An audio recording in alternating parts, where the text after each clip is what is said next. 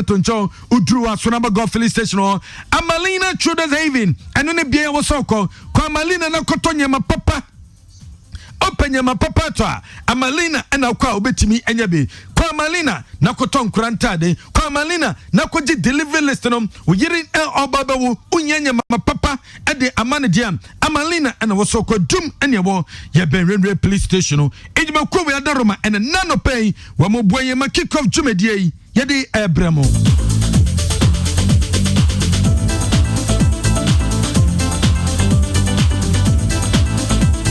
Radio station that listens to you. This is 93 FM. 93.3 Kessben FM. And was Sugusa within a nano pay. Yes, Africa come nations, Abana Yami Tim Saudua, Wama qualify, El Coco Piemu, our AFCON. Sierra Leone gamer, I was a common against Benin and Timiamba. So nanso enam se match nti members no Sierra Leone for some tiasie because a COVID-19 on protocols no and enam so Maakye nti members so e Sierra Leone and enam so amakaf esidabe wamo declare Benin winners Sierra Leone for sidabe decision a free caf asoye ba ne de wamo ntimi ngintum enonti wamo ya appeal the TSA decision Confederation of African Football Wamediaba says 3 maximum points no Wamediama Benin because of a COVID and now some Maakye no entimi amba so yefin in Ghana Football Association Wamaseye and run a Ghana Football Association de betuja says Ghana Premier League Babesha says second round Wamama clubs no opportunity Wamama clubs no coin so mumra no mama supporters entimi measure against be about 25% of supporters and the betimaba abeshe game nebi nanso GFA and ne COVID-19 task force for no ekwedi nkomo wamo se dabi wamo ntimi emma sanhihye no entimi emba so and ntimi kase wamo so ma suspend simple nipa 25% ebetima ba somewhere games ni bi no wamo suspend tenyade a enimani ye league boy supporters and so betima ko so mo kofia kensie ni bi club licensing board made to just so much to mom Wamo ko various air centers akwa inspection wamo ko pie Golden City Park no mo ko pie Golden City Park no wamo pop brekum Arsenals wamo bob brekum Chelsea abaso amanyema ometimi aye ama pitch no etimi green wometu boho aebua na supply nsuo serebia ebetimi bua ama pitch no wometimi awotanie nyina no GF no elbo wamo baso awon dwumedia wometimi aye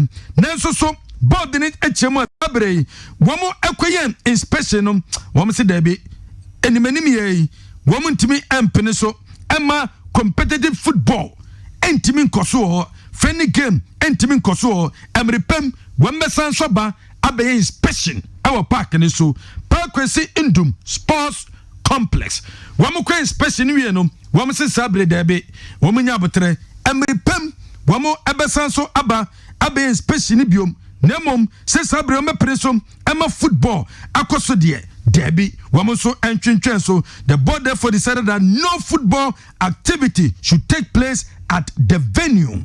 When a decision club license board Nediaba Wamase Wamama clubs need be warning. Nana Jimambedu Park our dama Nana Mia Park our Techimai Bechem Park our Bechem Accra Sports Stadium Deu Park Wamanya nyamaye wameba ababe inspection ni biom wamoba na nyama nkoya wamobe yiomo enso e de free o ye to so Ghana Premier League no ye to so weekending ye konsefo Romano Kim Faisal wamoba nkofa kensie wamo any division 1 side and a boy match division 2 side wamobo wie no na Kim Faisal ashom kabakwa wamo entimiante we preparation Kim Faisal ye ahead of Wafa home gamer and also other womenim Enra has a work at the press statement at the Baba to jam. Woman church and Sema Udrum, I cosom, our crowds of work, I say, Abra Kwame Parado, and an assassin secretary, say, Jedika.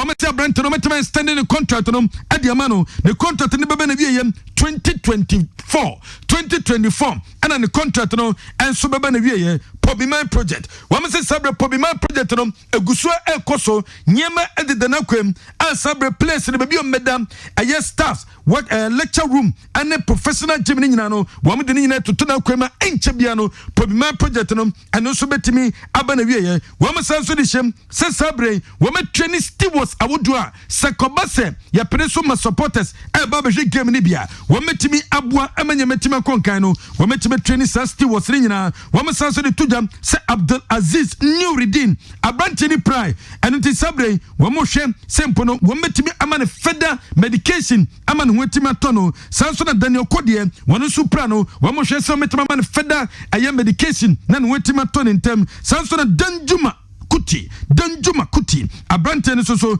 wama se sabre me na trase ni contract no wama timi terminate contract no enso ewo Lawani Mamani enso sabre wama se wama hwe sabrante no ni sedwe no enso betimi abaso supporters no enter team na chi sede bia nkunimdiem enso betimi aba ede amomo eno ne sisia eno so defene kujomwako obekaya dabanka de betuja se sabre abrante no akwa wetima faso sikasebi entimi ankoye wo so mutwe sika bi enso de mano enam so dabanka de semno ne former manager no e de semna kwa kopiemu e wo court yetube kujomwako eni ebusa se court afra semno in premier no denti ana won kokoto enkoti asemno se de besi akọ Madrid Crane wo adwuma na me ye na Madrid so ne Madrid wo enseli pa na okam ho me ne be ko akwakoso vuade no oni Ghana to se me mani medurance nto bedura tie no de ni miti me adwuma na me ye na Madrid yede also na de na nko court enko cancer but ya te se quarter final 10,000 or sa final 800 no ana nko court onko kase bia oni pa no beba no oni around na court fair wa onko me kana se me nko amenti me nko ana me pray nti mi ofia na me weda me hwe me ho afi na me ho ere atomi semwa kujomo akwedi to the yenfa so say ash good women Karela and a bebo ewo enyina se eye weekend ebe fani golden kusi eye broccoli no sina kind the maso kwa deportivo wa joining ash good abranches were ready say on kura pre no so benya ne derby ade ama ash good ewo Ghana ye Premier League no enso emu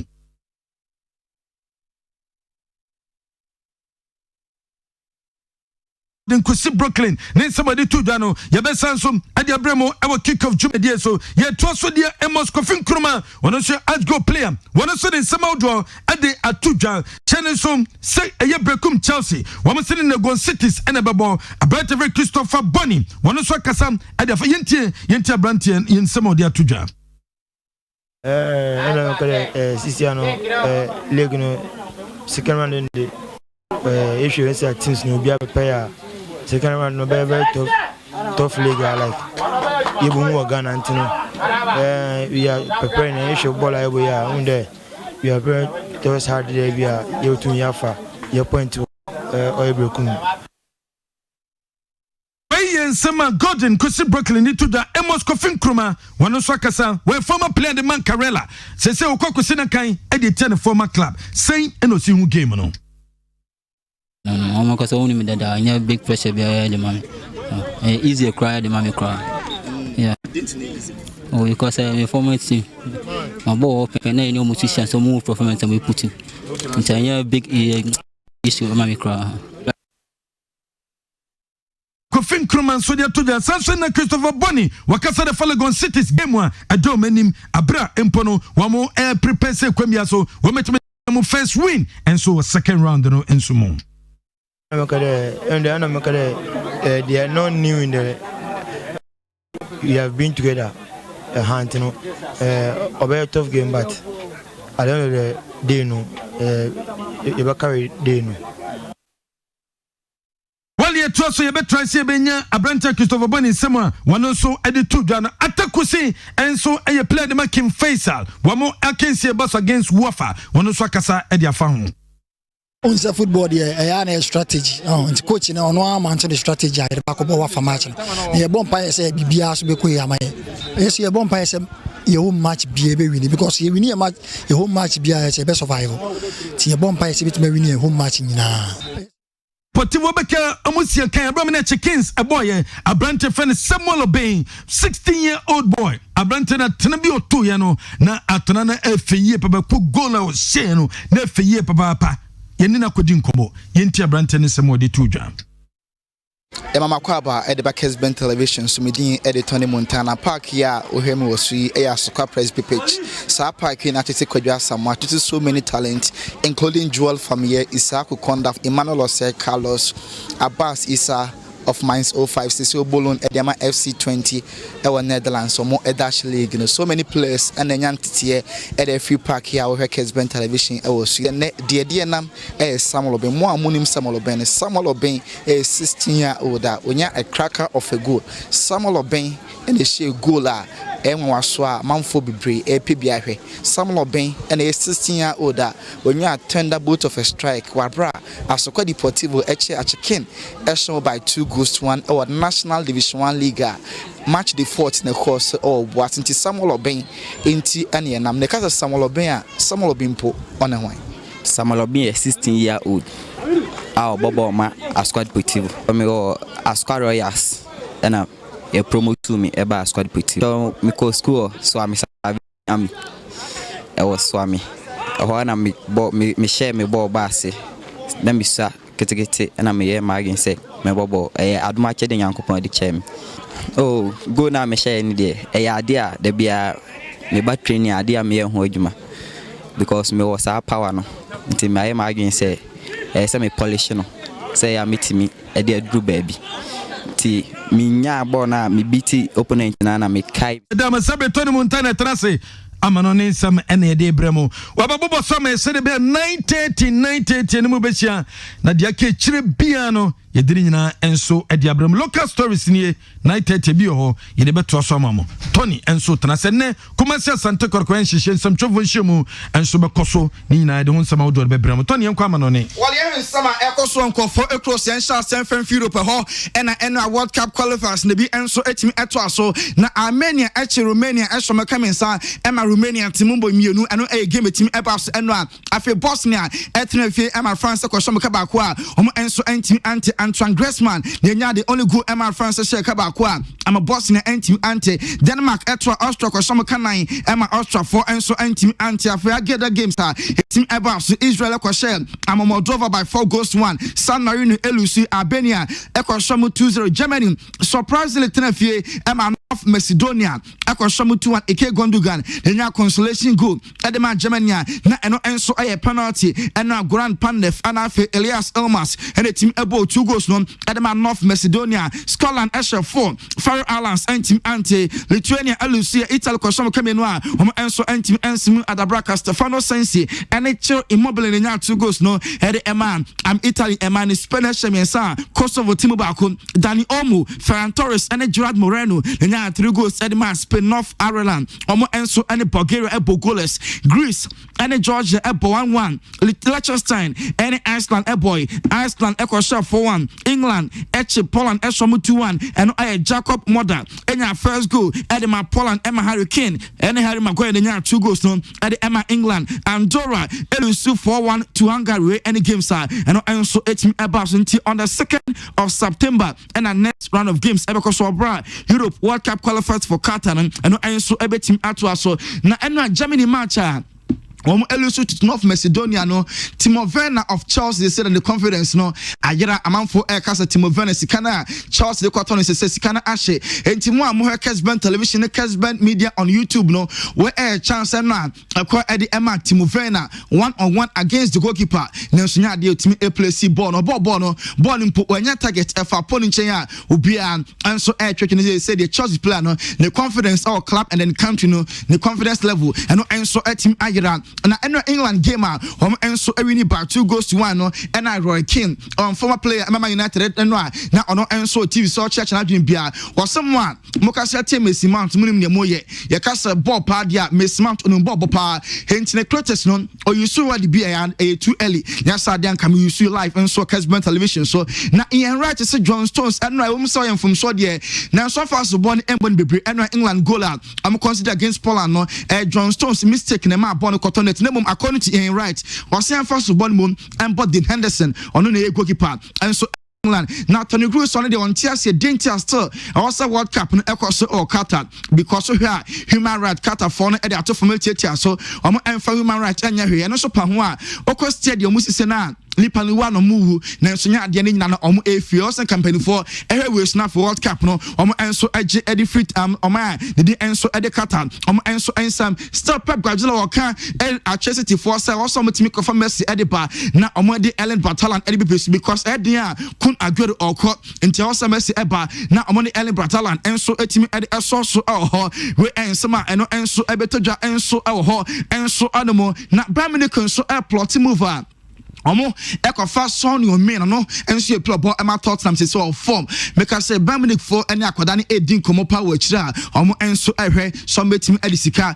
enso etim abefa son your men say 18 goals plus 16 assists way ono enso etim register all competitions so e the ama Tottenham omo enso club no eno Germany elusi na Ike Gundogan wa body teammates na chi pass na ye proman amama she Germany a enye North Macedonia eno nyame ni omo style of consider say enya ade na ekoye kura omo end defend here as a country there na osen competing defend better than any adom here ya eno Germany elusu match ne by 2-1 after Gerard Piqué so no so ohwe say El Clasico ever so April 10th no say amaka be say 1 week and then some 2 days also kwan bia so oya fit on time na face game no ono enso etimi si akan enso edema Barca omo enso e club no enso ho kwame mrena so ye fancy dia ka no in 9:30 be sansu no machia na de yake bia de abramo ewo aye midfield achi dwumedie so motitwa ne Montana nka yes sorry so efue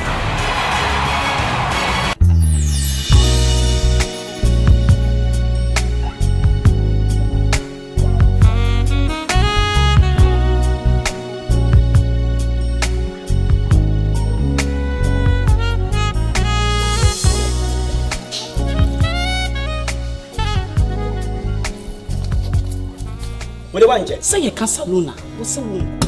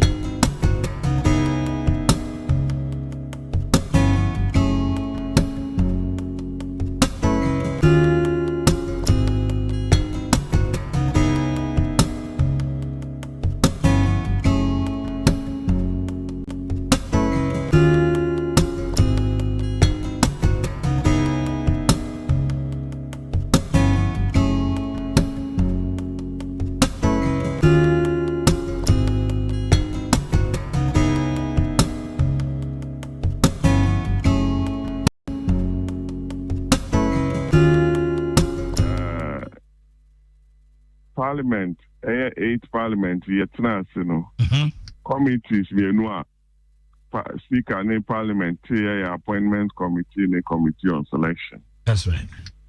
Na appointment committee ebe di ni juma na o se president nyameboa na so power the ministers or they omudin best speaker not or refer to committee. Sana no.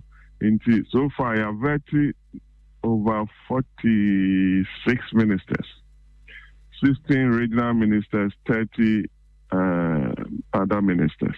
Okay. Now, so far 46 I have vetted no bia ka ho bi ene ye adwuma. Na metimi edwako many press before ko meeting apegwa press be into them my member ne tell. Okay. Constitution no and so now be a minister no also ultimately satisfy and qualifications that it a member of parliament ultimately satisfy. That's right. And the main qualification to be a minister no I will say to be qualified to be a member of parliament. Ne tosu mienu any say who criminal record via the Tosumiansa any commission of inquiry via na committee of inquiry via find no guilty of any criminal offense or any other offense. Okay. The Tosuna any ya judge so you're bankrupt and now be to say. Now I think Article 94 to thereabout. Okay. In qualifications and disqualifications of who can become a member of parliament is set out there. And now call Article 78, 1 and 78, 1 and 2, 79. And also show President to me or to appoint ministers with prior approval of parliament. Prior approval of parliament is a Odidinaba near speaker refer to committee, appointments committee. Near Jumania Sandiaba main house for a vote. And now call Article 256 is mode for the appointment of regional ministers. Okay. It is a speaker, I refer brand near young Juma. Yeah, bet back I say, oh, yeah, as we see to Mr. A2 by the bar floor no back I say, yeah, in the way into so what was here. Matthias, yeah. So now, you bet back decided to say, oh, Mr. A, Nipa 24, say, Yajina to 22 and Yinan it means the House will also make a determination through a vote. You cause provisions in Emma Oma approval of Bruni Becca's a consensus in United to buy Oma to Muswaba Ora Pong Kroma Honorable Howard Kumsin Ora a free Akoto almost so and a coca. Regional ministers, and a car or can of Rata, none home fan or 2 crime by or my I think last week Thursday thereabout. Tono Crampo, veteran for 2 days. Obia, nya crime busano, 9%, Bibia, Chubia, Jubia, I say, Yamo be quiet. Yes, it will be quiet. Aha, you know. You see consensus at the bar floor. Consensus no. You do to and you approve na me did say. I'm say brother a president. And so swearing in. Swearing in. Inti and run up na me nya krata wo me phone so say madam for Samuel Okujeto Ablakwa what speaker say on survey on the appointments committee. Any decision committee, was put together by the speaker and the parliamentary committees or both sides. The side of the house, they will have to renominate somebody to fill that vacuum. Sana me who say SC. But there why you know personal decision. Now, in that stead, ebi mo hunu say, as the NDC as a party is poking its nose too much into the parliamentary affairs, especially on the minority, as a detecting issues with them. Now, who say ebeha more going forward, Anna? Because I'm take a decision na na babontina party for say empne nyasa na ka so omonkoye no. Yo, say Ghana Mrapon, you say sovereignty resides in the people, and two men or Nipamo. That's right. Nipano now smile say young could parliament young could jumet ebimo. Now, what's one Nipano? Na say why vetting? Na emre amateur say a disqualify obino. Oniano or Chibabia ni na ya approve na. Na say one tip processes na say so to me call MPs no na busom say dentina mutimi approve as mercy ni e feel say why ABC didn't say approve no what you say aha ni ya public education anything I make sure say no me show mra kwan I the first year appointment why you to me disqualify obi ni a ntimi mo bi nya MP ni ntimi mo bi nya minister but what you say Honorable Patrick Boama, so we must say when they press before be war meeting. Madam was it. Mammy, ya on the meeting now. You be share one cry. You be share one cry. Okay. Yo, on also the Anglaba. Sir, near my dear dance here. Sir, remember you will be a few also on Fatano. Omumi Nunya, a woman veteran, will be a bono. By your perception alone, cannot disqualify a nominee. Yeah. Your perception cannot disqualify a nominee.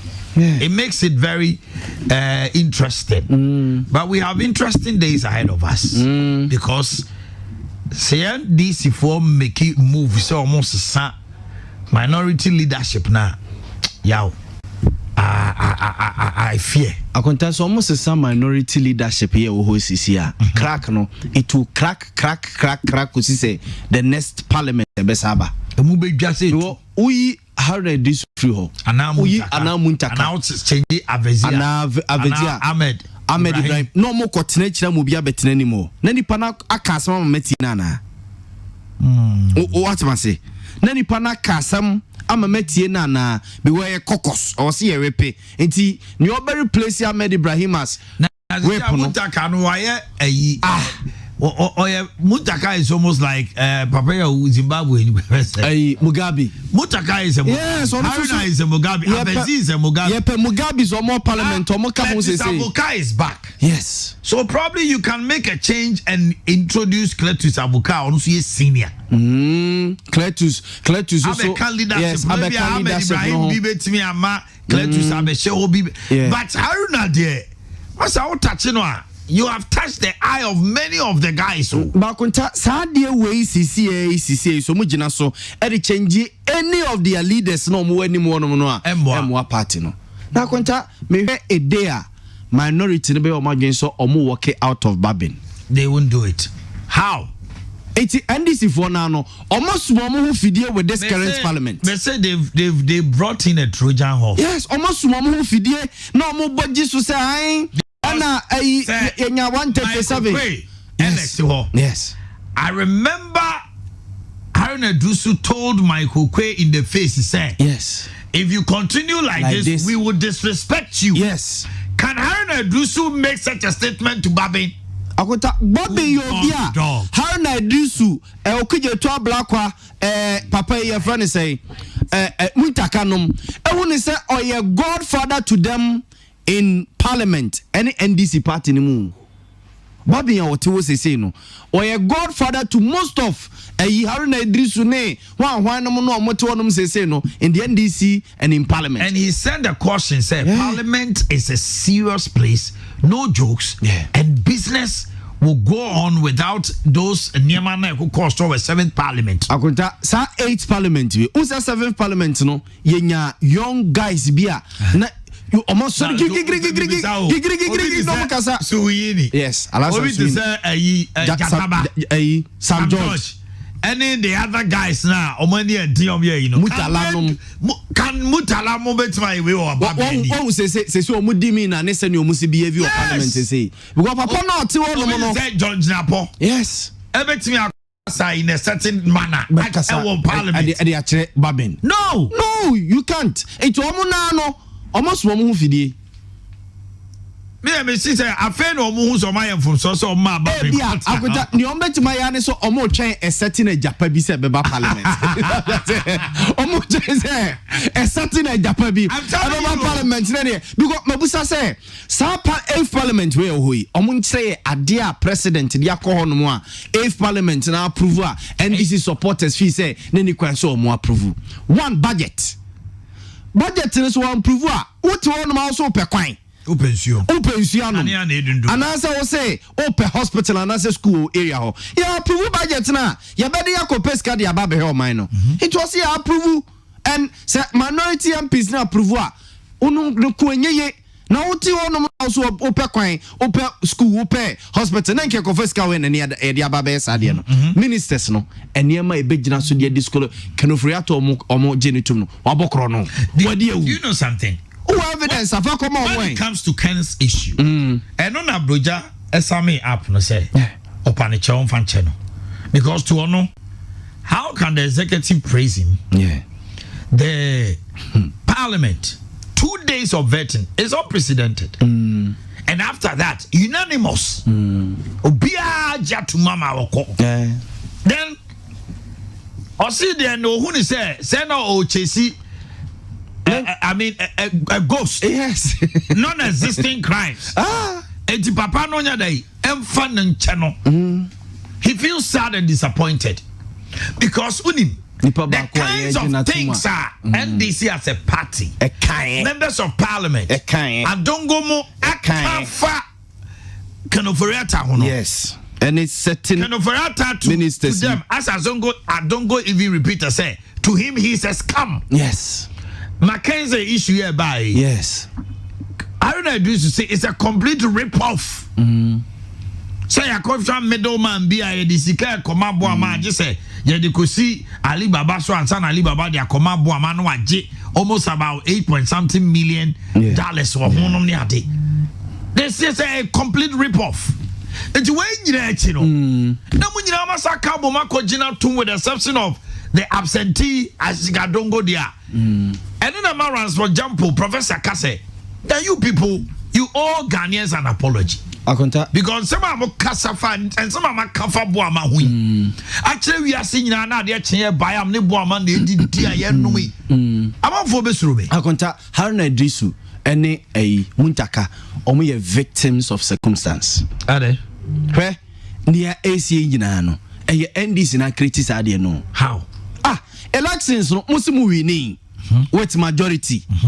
Da ben na mudi mu figures e ba be ka kire Ghana for se mu winning with majority MPs in parliament and mo court no mo ko ka kire court say mo de mo nkrata mo bia nwini but in the eyes of mo supporters no mo ka kire mo say mo winning ade na ne abu mo na mo court no a yenim say mo court ne akogye ade ne de amaye no mo du court no mo se an mo keka ne ma bom no obi an nwini enti ena mo supporters say mo fa pink sheet ne mere Samuna Kikensi ya bring it to us. So you think from what's my can is it the executive the leadership are they reneging their duties Sadia way I was a question dunketia so sa pressure we no mudi kogu Haruna Drisu any muntaka so parliament no ofuso ampof na so directed to them I say dunketia any party otukonomo any san crofo no mo ye coalition man NDC no they should direct this anger to them. Omuna ma party na say. Enye Haruna Drisu ne akuta parliament no motie no. Ana baben catch rom say hana metie no. Mentia for NDC o. Metia. Say ko ne dia mi wom NDC party mi wom but emra ne say speaker madwumanie. Se beto na say bia setting a japa ba. Ne visa ne ye ga wom no. Yebogua. But for now there adwuma na ye no Ghana ho adwendwene ena ye paramount ansa na ekirei se be consider ye MPP ni NDC ya ba be consider akwanta enti ba bia ye gina sese no me hu say NDC for ba bia omo direct omo angers ni to no is in the wrong direction omo fa nko the leadership of the party ofiso ampofo sedun ketia your friend say akamba otuko no ne hwan no omo ne ko decide for the party mu decide nipa ma makogina party na mu strong rooms no nipa na mu yi omo no mo hwe omo caliber omo ye omo dwene party no imposo obi kra de kakra be ne se challenge na de yempusi ade we famu a from polling station to region to national utumi fo obi de ne call no ka kyo say me kotena na me fun adum brave reporters ye kono ye the backup friend say to talk ye kuta ye friend say power bank ekuta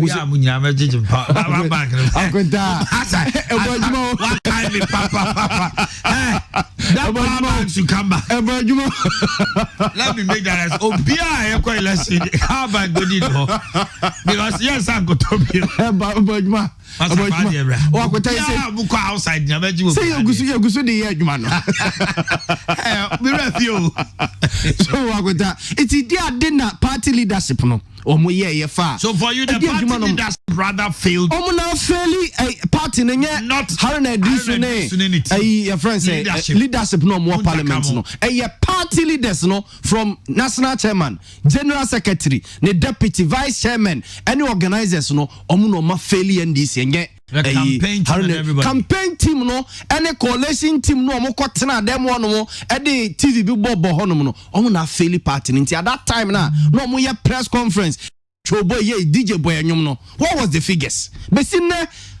and I said don't get my figure bia wo to catch say one farmer ti da be na de be magana for yes it means NDC supporters be a demand you ma be di o ma tempra no be sade na wo so mo ye legitimate akwita me you say wo na dimanim na okoya ne matruka na me de kwa kogu obi foforo so mom na should direct my anger to you but they've been able to divert attention from them and no ma divert dia kogu it is a MPP national executive yes after elections no one so omode she DCs yes on person mo directed ko she DCs national executive from the chairman John Boadu Open Sika Osmewu Fred Blake that's not omunyina divert attention no say enko DCs no na amoa no mo ye man ko folusu ye and a party phone bi but omode agonta MPP aban we ya aban on 3 ye power with the DCs agonta how many times now tell how many times and I would say say a friend say MPP abina ne hon DCB and MPP dia boom but previously near tate sade ne pa near tate sade ne pa but MPP about we ye lucky with emrebi omko say we DC na person yes 2 years but no so be ye trimupo but ye hu say openly omo de bom kikiri te se ne ye si hu wo ebinti se ne se MPP for omadwene so omo direct omo anga to this is na enye ye say me de me hu say NDC omo direct anga no to the wrong people enye Haruna Idrisu enye your friends Muntaka and now omo let part me hu say the leaders mame ko Tamale na me ne kwabna baje enjoche nkomo or your freelance journalist or Tamale kwabna to say nyame adomo open gege kwabna wo Tamale and somewhere could cause Haruna Idrisu is a very strong figure in Tamale. What are people saying? There's some now to take Grofoka. I know the old say we feel more Tamale. Tamale South constituency in the air constituency be a sweep. And then see or you'll be ne power no the big no a query. Na somewhere elbow banning no Tamale de Woma commander to etan say one more this year, and you know, one more shed and cancer, money be a emfa home. Ura among your 71 gasa, MPP, DC. MPP Kasaka, at a fat and some NDC will be so almost no. One more as almost to me and Kasa. A bit more to say, you feel.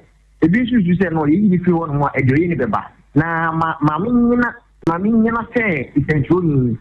Na menche bibi kasa okay Tamale South constituency is sono village is a woman and also the also and how na do so mostly obo apro ekosa ekotemo edi emoa ekoma omanko wo san kotemo ni na just why darling boy say we if you want omanko do na wo be dependent e wo no so we say school 7 year de no wo mu nyina no ye beka say wo mu be kire wo ye pa wo hwe achievement ma wo say ohia de e wo ha and into omanko do na dependent e wo no so it is obi if you dey enya de be go omanko bebre that you will for the but currently the Tamale Yoku are pinching again. You are just say acquire who na ye Kasa get be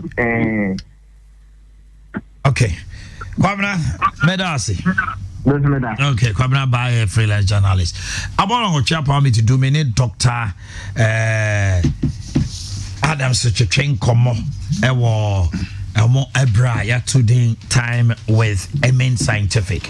We are Jom Himatnasi, Yabo Masoha, Yademo Beko Jason and Kratanos, Yabo Boswama Manafe, Yatuaso. Dr. Mimakwaba. Now, bomb to say, Madame Yabiabako, and opera dear nature. Medasi, there's never pretty young, but for young far and Chasson Kuma Obia Washer, as a Uchi.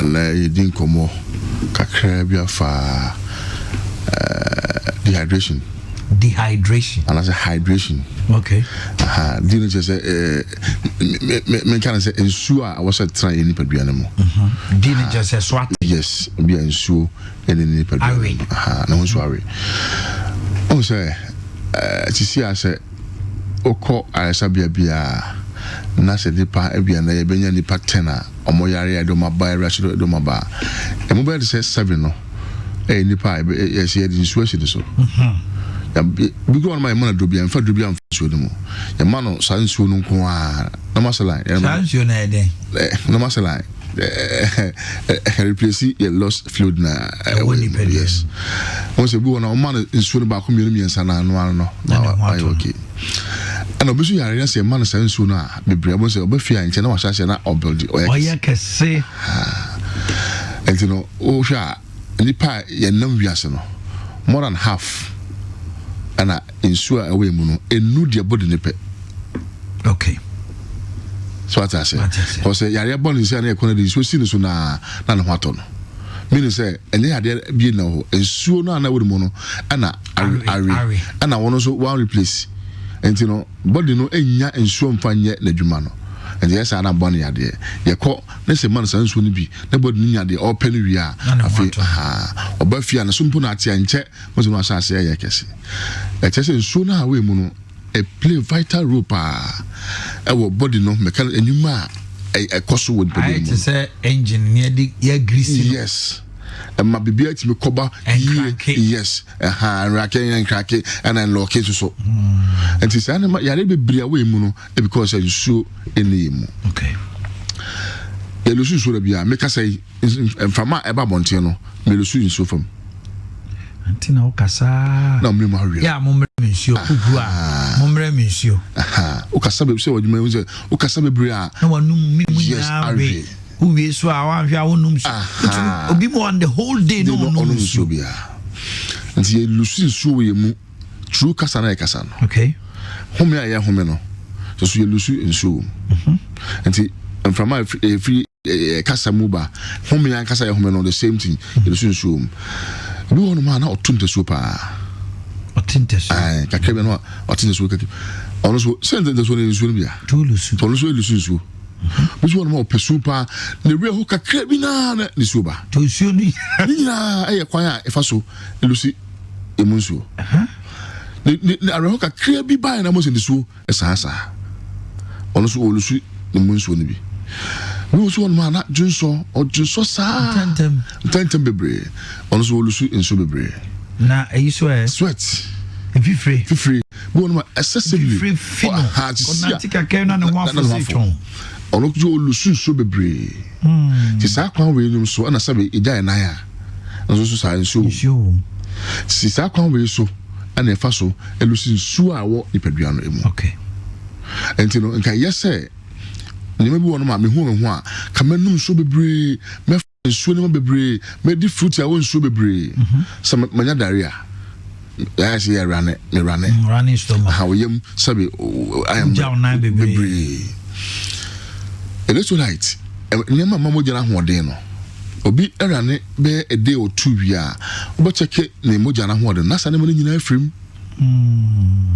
tina otimi komuni nti akwara o jan sisi a be ko sisi the hydration be man ko sisi a nti no se obi dehydrate obi erane a diarrhea ban so a o dehydrating tentem pa and prepi no when ebesie wi na o appetite wa kono aduane akono no na afiri mu nti wantimi di wantimi enu nso because one man na aduane no kodi ye na man yam aye ne sanja fe na aduane kra fe o so aduane so mo se be week no die ne nkoyi tin dehydration no better no ho for saa time ni nyina okay we so one man na ofe sabi odidia ha onse bu man throw up na yare be cholera yes onse omo friend no onefe yes a combine diarrhea no with vomiting o jane nine no ofe I didn't know se nsuo ni nyina no so nyina sa the friend want to so nya hwe oda ho ba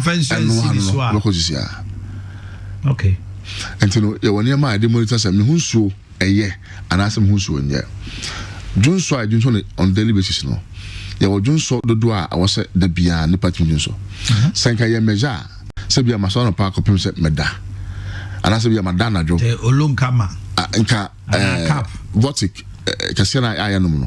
Asanka tim junso ma ko 1.5 liters. Ebi dey no. Kra, bi ko no ma o jare fifi no pa na okuja na junso a. Whole day on junso bi ma ade ache. Sa akoda mpo on soro junso. Esa onum nsuo ntra. Ha. Who say ye ka say o junso be so ya de ntino no fa so woni ono de na ye. But a sign of dehydration. It just nsuo bi anu mu. Tina junso ne man. Ai. We won ma.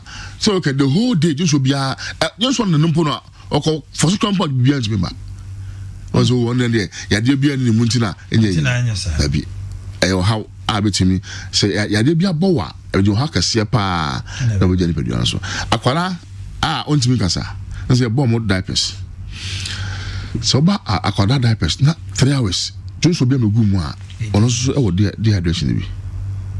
Cause akwara no mo so tentem pa.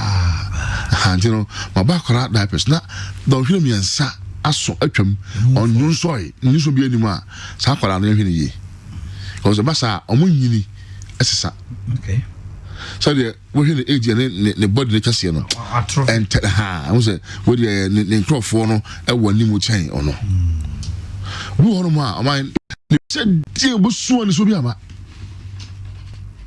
nsuo ni mu nsuo obesu se die ampa so some bi was obi ori obo feki eye nani ne ra ho wo supa nsuo ni ebi so ahanti kakra bi be hye nani hala se owie bibia ntimi e ma bonten bi oso wie no ne so ntimi ba biso wono ma obey adwumaden se de wie se de different thing da office on the onisio ntu bia ni mu a ebe ye hye bi na fei ebi apiaba aswet enteno sentimi nso bia adetia na pa kopuma nwumre de so anya adwonso be 4 yes and now yensa na ekoro de also timi adwonso nya yare asem and I know so ntese una hoden eno no tese wo nsuo no e wo fom enti ye wo eniema bi aye ya yetimi replace nsuo na awe wo yemu no bi hono ma wo se seka ye din komoyi mo so na no ha sei are you white sticky yeah tintanga good na fiema na no ha so asa dry the tongue na I fita bi na yema bi disaso e cause ma fodo memo onum kra bon so bi enya oni ensuo no mu a na se ntesu ema nanum bebreba pampan eba nanum se umu se wano no ensuo no ha o tongue na white so no yes a sign of dehydration bi okay and after wano na so wano na wari ebe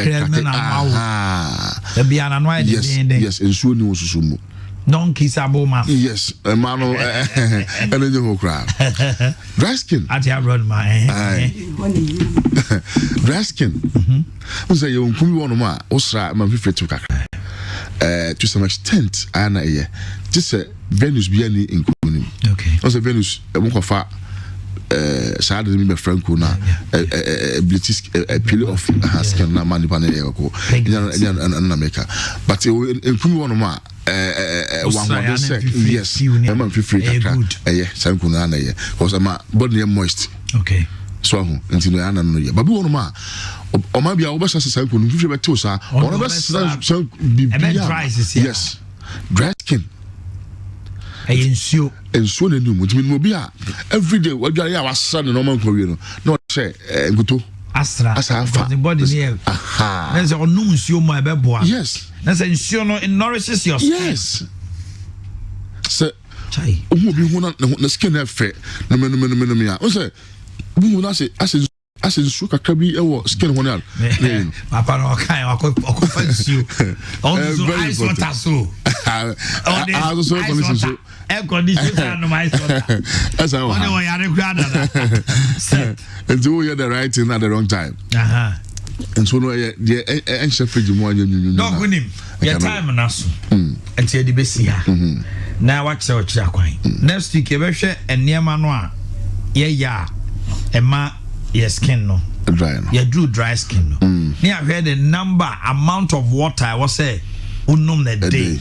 Me I heard nuane a udi a very good. Na say obi dehydrated so immediately no the obey. You be share no next week. Eti for check kwan. The can say ya dia e ha ni paduane nyina fa kase na no ejina sa ade so ni mu a ya dia bia ba etimi bo hwo fever na sa ya kan nyina no betimi bo hwo nti no man emprepire nya nipa bia na ba ya ma na drobi won makasa na ya tunu fa na diet na duane die ho ha otimi follow so anema no a ni ma ma bia abe ka ya dia bia ha ne biem but how bia ka won ho no ya dia bia ka won ho no betimi ba you say ya de fide bia ba emi adman na suka ba ka wasem ye pa e marry fide ya dem na de hwehwemu no de advance pa Ghana hakra bia meka say first a year abahano no show nipa yes odem so de o MRI odem I am but some yes, I can't but new few super count nas. Don't get time with them. The number of you ever come once a year. Never met them now coming. Or the wild bar, but who are you might be to me? My God, all right. I did be a hound bit by Amy. The Amakumasi never could get to the bucket. And Zuhon in the opposite. And I traumatic him, which must say of once a quine so crying. Dominic St. John's one of my was so kasi adwuma ka hono oba klagon under bridge into ashama hono ba ko e hotomale e chogu wa ya ne opportunity nhwe ne mu boriga so ba ko e ho nkoko tuta benase ba ko e ho sahwide bi so ba ko ho enche ebi e ho do ma hen cross so Jericho ebi e wo e honom okay bebi ani e obi e wo ho kwamedan so ebi wo ho oba sunya so a photochrome ba kon ewo ehon so ho na ho so ebi ewo ehonum na atebubu so ebi ehon kuma so na se okageti a adehye market na fei atwuma techima number 0277 00 1234 0277 00 1234 and 0241 36 73 49 0241 36 73 49 ese arau sharif yakopon ene yasafo Emmanuel Debrasman chairman okay me just so me friend be Ernest Opon CUC ono so me channel pa ya and now you Ebenezer Samoa manager of Jabba Joy Kumasi Adum and the birthday so Eben happy birthday to you Ebenezer Asamoah way free Emmanuel Debra Hono simi fama Abranoma oh hene jomi ma papa bi me hene papa bi kaja so na nkata no ne mo bosso na ya bo ma we o me kan ho kwekiri na enko The daily statement the Obokratano ewa ha say ozenra nana adodanko akufo say their cats and man or dema say nano oma nadmu peniphobi ewon crying so mo fani omujuma we say the Ghana Armed Forces no na wode sa wo ka mumuntumuni be say aduanan the friend ayi cobra ayi 2 armored can be ha no de ama wo mo nyina enka no dadia na dian kasa ti eno ebo ha say and afen so kra no NDC me buy na moye discussion about what is going on in the and they say the NDC in the turmoil. Them. To answer, say January Demono, Ama a woman war and Rahebejafeno, NDC, Mashebejafono, Ebiania Brepa, Penifono Sukra Mwache, National Executives no, and so a Mwache, and Tiakas will be befa I talk, no dia kodum ejano, and yes, I de Moyazan, Ayakate, Ewumupa was saying, no MPP, we say Yemra John Boadu, and Ekasans, Eba Montana so. Say appointment be need the keke kan I say university certificate I am for the man or senior no credit no credit come what do me can the no crunch say the about report na buy no abi deny no nti the no kre no so mara na manie no we aye the daily statement the Obokrata yaw kata be ne kuta waso ne akota me the daily guide the Obokrata ne na to so na President Nana Danko Akufo-Addo mfoni eda hase with Ken Oforiatta or say Ken's approval my birthday gift we President Nana Danko Akufo-Addo I said ama minority for say party fana say ja say ja more just mo approve no dey birthday yes the man in the birthday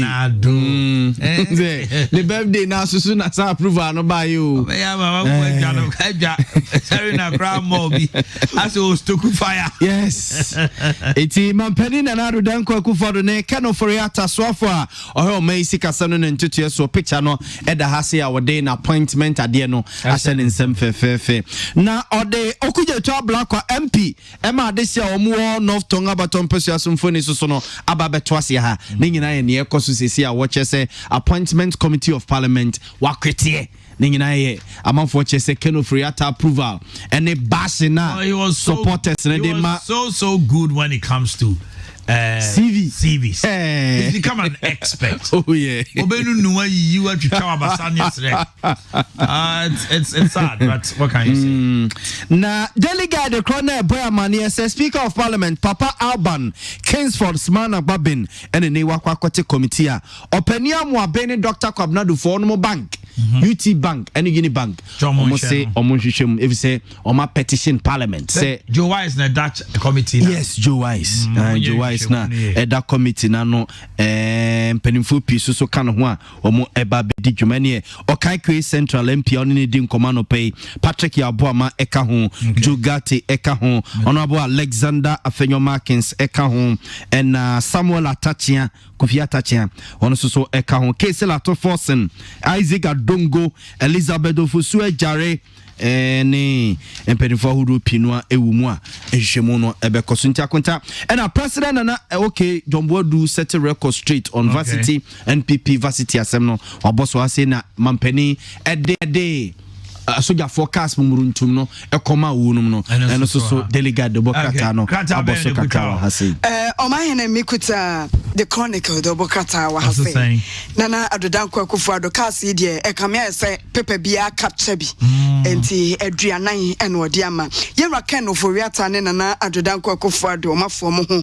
na omugina ha yemra Ken Oforiatta ekuta an appointment krata ya cha se edi adanse se we yo swafo a wo hwe yesika sem ne ntetue so ben na krata ne che se yemra Ken Oforiatta ne omampanyi Nana Danko Akufo-Addo wo mu beye empanifo mo be serve Ghana ache papa se wo mu kleke ekoso yie pa na abantie bia where kronfo premani papa posifo papa na che no nyasem keto ya waso de to ye premani ni so no ankasa odigala ti wan se ska wan nsem na ne sasa hana to ahwe ya wonti ase kura yesi edi a wo mo de frɛ no kwadwo keto na edi a na hotedin ade ye de unkasa no kunkun ase chemfo a odi ni birthday adie ye de no de na nya papa na just adie ye de de na papa de ba ya chire no na papa ya chire no so no na yeso oni aposifo pa dua so jaja posifo fa no afa so mu easy ni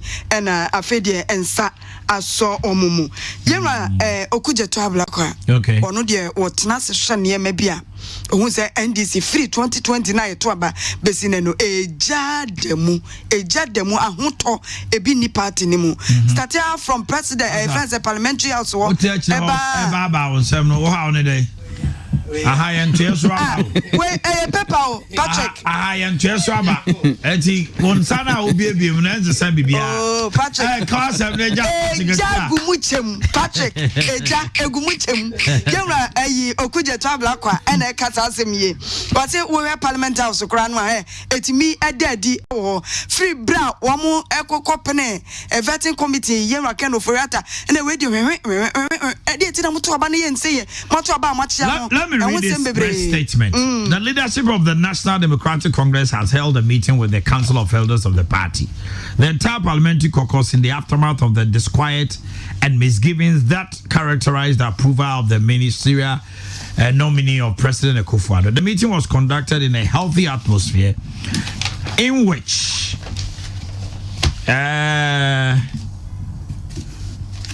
the concerns of the team members and supporters were adequately ventilated and addressed. Accordingly, the leadership of the party wishes to assure all and sundry that the matters that have provoked public commentary have been dealt with in a manner that will promote and strengthen the cohesion of the party in all its organs. We call on all to assure them on the need to put party unity over and above all interests so that together we can hold the Akufo-Addo government to account, even as we take measures to develop strategies toward the next general elections. Long live NDC, 31st.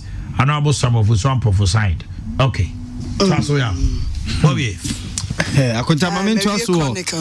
The new crusading guide of Bokrata. The new crusading guide of Bokrata and Mampenin and Ado Cas Mumuruntum no de Cocha Sujafono or the Huasamoaba. Na Edwachena. Bantama Senso Boachi, Minister, Ohe, Jumaye, Boachi, Kubuachi, Azensue, works and housing, na Kubuachi na, and Omode Adiana to TV listening to way a state housing company. To buy inspection. Yes, Okubiano one kind. Where Kaneshi is in North Kaneshi? Yes, North Kaneshi, Diana, and Okubiano, Kubuachi, and Ijina Hono. On a virus sign CEO yes nti na obo state housing company abaso say state housing company ni nim no na gata kora no muntimi nye bi enti virus virus kasa ho na okay jumadi no ehye ne sado do na anti ono na kohwe sa niema no also, every region, there are 16 regions in our projects, and across the country, across say, we have about 3 projects, about 4. So, Kumasi, 2 major projects, so we also see 1 major project, Tamale, Bolga, and even in the Volta regional capital of Ho. It's a total development across the country. Now, affordable no, whether it's affordable. No, affordability is affordable. And no, no. All right, nobody go just so now.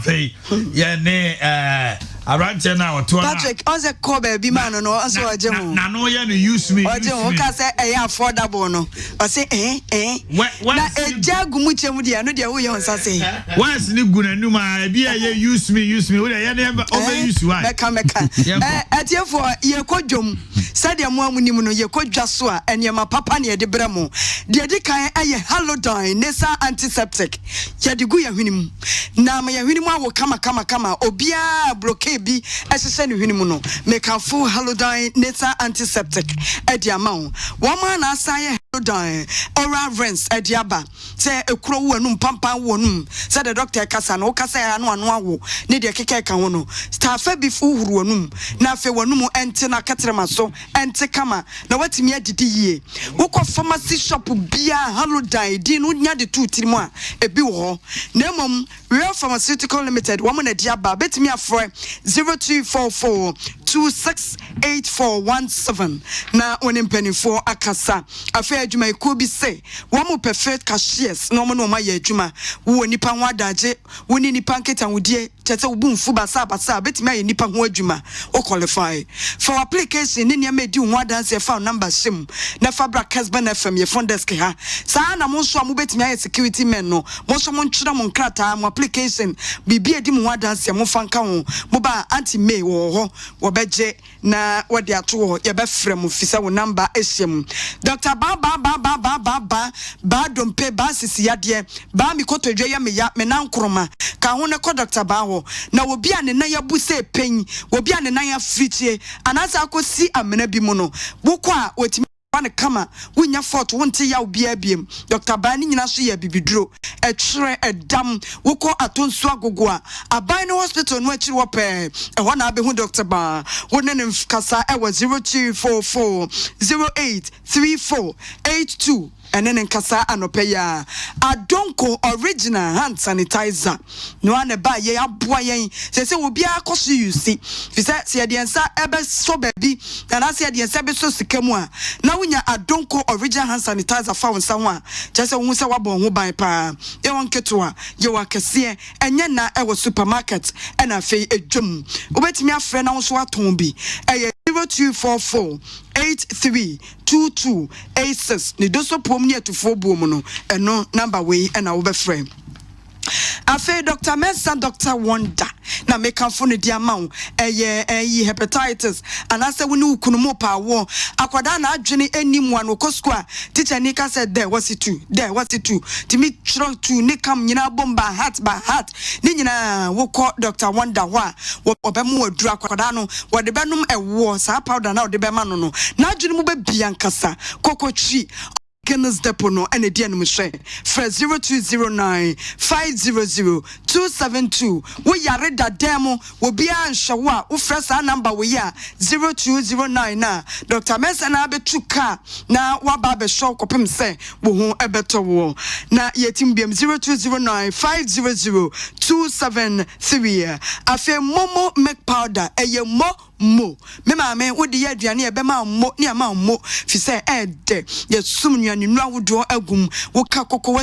mo pada gum eye criminal dankasa enti na wu be kromu a on na wagibia kogo fie afo papa esanso ye kama fra 0596 913366 na ekwaji momo powder Pepsodent say what a was sorry enipa wo sere a eto nkwanam na de wo sie hen wo be da sere wo nipam enti Pepsodent say we use to Pepsodent choose it twice when you abusua ni nyina mubenya breath a ehwam na what me asere Pepsodent smile ekoye afei Verma Plus Company Limited kan form de ama wa na eye no 2 eno mo de aba ba ko eye Prostavite capsules ya chasa no de ma wajonso wo bre to bi mantua ba bi no su jonso yesu fam kwato Prostavite capsules ya the S drive capsules de aba ba ma wuchika na wo so otri ni ye dra na dua wutim wa ye mintim se funu mawre won kane ho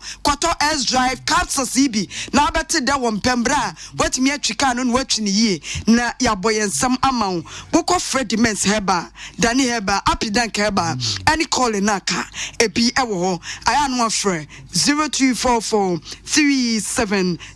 370702 na woni wo mo abonkomo Libya Burgers yeah to so uni ya tese your friend UPI so tia se ba computer no ene ho nim dia Mr. Nkoba bia ebia pe computer basics na office administration ho de asua graphic design video editing 3D animation obese ye cheche ho de software engineering num computer hardware and mobile phone technicians ho de ene opese usua mamenka sembi nchiro wo so mo 3 months de ho aye de betete wo ene wo 1 year de so tia certificate so ye de ma onom emu modu naptep nom ne covet nom ne adiade enyina nsa hyase a wo certificate wo de ma ne modu pa forms no say so mo movie from amekum wono mo ko maxima bom so near MTN office wono na tech wono a but still omo afun kwanta ho no so tiase but say omo office ba ko e maxima bom so MTN office so de ko tech wono wa for 0555383848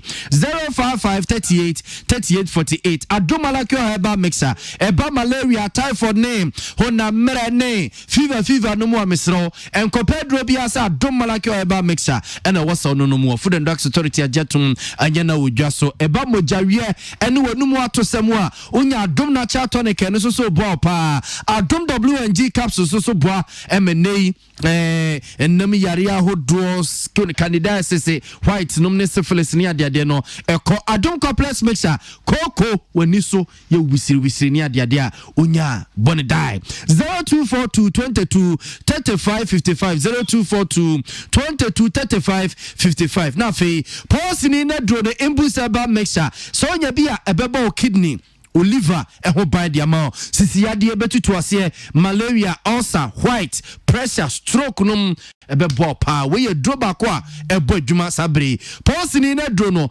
embus eba mesha so de ontimi nka embus no a odu pharmacy shop ne drugstore bia osupe pause ni no na dro ni bi 0246 2084 96 0246 20 84 96 anopay o breakfast no so the cowbell milk begum na ye thick na ye creamy na mo start day ni so te say cowbell milk Promasidol Ghana Limited for na dia begwa so momoni tua for say 20 and over years ni enom the product papa asum Ghana man enti cowbell milk de cholesterol nim onum ya na kesefa o sweat ni ade dimunesen Suzy Aba Center the CB men's capsules CB women's capsules so aba and a CB so potato de bia me catchro says also wo bema enya o 10 gram a wo ye anasa wo kese bia wo ye masa ne usisi no o dwonso ti ya moja wum o dwonso ti ya wo mo dwonso o tenka se dwonso na kamne ntimi ma drone CB men's capsules o ya oba fa CB women's capsules say o junction so mamunya nika eno ano no o de jo 3 points na fa o de CB soap na ye pedicure any manicure o she sandals na slippers ya na o na se na edidi atem so tia se on December motonya nkwa na wo bre na me adwumade na me adwumade ko hobi dia wo ye eso ne nsem moto kama enam CB soup adama 024711 1671 024711 1671 now for Future Life Smart Food, your food is your medicine is your food. Ya Bolivia Enterprise on dia begya so na enyasam ketwa we amino acids ye wom, vitamins ye wom, omega 3 ne selenium ne modeke wom nyasam ketwa. Your Future Life Zero high protein metabella pronatrum your friends say smart fiber num any adia nyina ho unya bia bow biti now a pressure near the adenum na fe cholesterol sade no anane no we funum near the adia ye kese near the ade pressure so Future Life de ye ni pedue de aduane a ebe ni pedue no maduru nya pintin bia da me yesem ye wiase we na ye tim sese ne de ukoye ne sa ba untem o usia pani bia de bia forever young usia mama bia de bia forever young ni secret a Future Life Smart Food for 0246 010150 0246 010150 Sofra alignment opposite ya Papa Bulaji multi home stores wa ho and a Katia new Katia na yesi no so no. Thank you very much. Akonta ye bena sepa wa ya de na mamema Patrick Etia Akwaba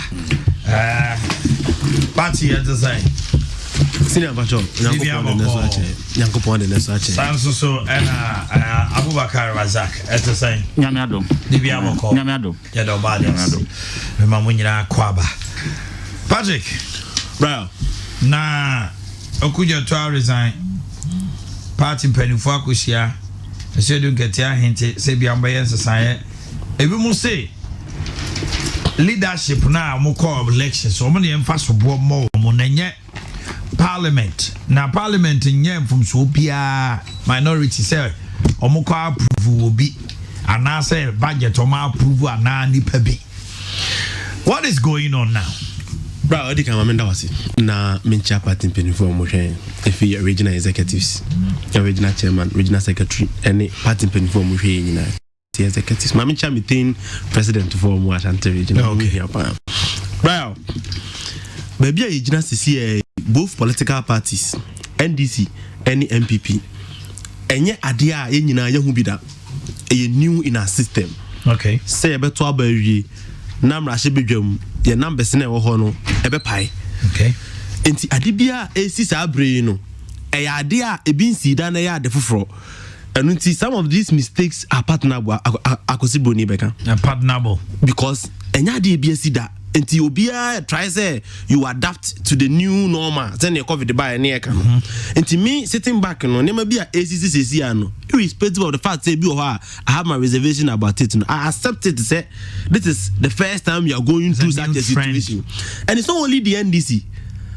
MPP so me crampo the moon say MPP for now going through agony more than this agony say over power now but that's already now Speaker of Parliament if you main opposition party enya better sir okay say over power never constitute Parliamentary Service Board now look at the numbers see honorable Esedin Ketia ho how na Drusu ho Abamba Ben ho clerk from Parliament near by appointment. Yeah. And once it's by appointment, you know where it is coming from.